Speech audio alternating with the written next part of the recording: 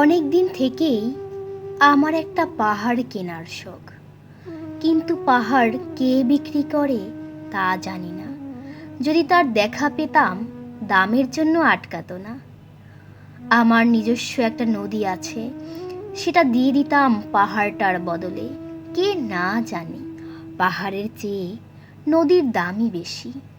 পাহাড় স্থানু, নদী বহমান, তবু আমি নদীর বদলে পাহাড়টাই কিনতাম, কারণ আমি ঠকতে চাই।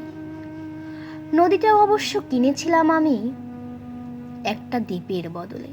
ছেলেবেলায় আমার বেশ ছোট্ট খাট্ট ছিমছাম একটা দ্বীপ ছিল, সেখানে অসংখ্য প্রজাপতি। শৈশবে দ্বীপটি ছিল আমার বড় প্রিয়। আমার যৌবনে দ্বীপটি আমার কাছে মাপে ছোট লাগলো। প্রবহমান ছিপছিপে তন্বী নদীটি বেশ পছন্দ হলো আমার। বন্ধুরা বলল, ওইটুকু একটা দ্বীপের বিনিময়ে এত বড় একটা নদী পেয়েছিস, খুব জিতেছিস তো মাইরি। তখন জয়ের আনন্দে আমি বিহ্বল হতাম। তখন সত্যিই আমি ভালোবাসতাম নদীটিকে। নদী আমার অনেক প্রশ্নের উত্তর দিত, যেমন, বলতো আজ সন্ধেবেলা বৃষ্টি হবে কি না। সে বলতো, আজ এখানে দক্ষিণ গরম হাওয়া, শুধু একটি ছোট্ট দ্বীপে বৃষ্টি, সে কি প্রবল বৃষ্টি, যেন একটা উৎসব। আমি সেই দ্বীপে আর যেতে পারি না।